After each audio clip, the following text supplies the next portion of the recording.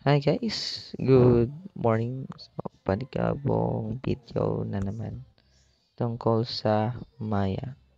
Okay, so may parapol si Maya hanggang January 8. So tuturuan ko kayo kung paano mag-raffle promo sa Maya. So open lang natin yung account natin.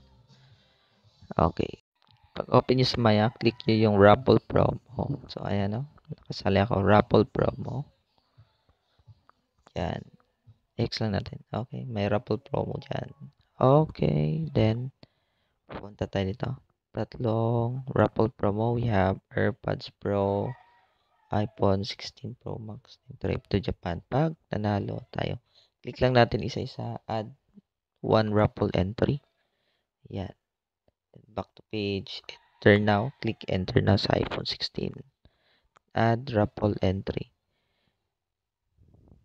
Okay, then back to raffle page. Then trip to Japan.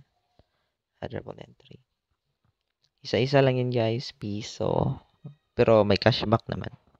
So, pabalik na rin yung piso mo. So, ibig sabihin, free lang yung entry dito sa Maya Rewards.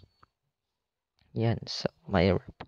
Grab nyo yan guys, baka kayo ang manalo sa parapol entry ni Maya. So, ayun lang sa update. Baka hindi nyo pa alam to. Diba, madali lang. Tapos, no, di natin alam baka kayo ang manalo sa parapol nila. So, try lang natin guys. Baka naman manalo iPhone, may trip to Japan. So, sana iPhone or yung Pro Max AirPods. So, 1 entry per day to mga boss, no?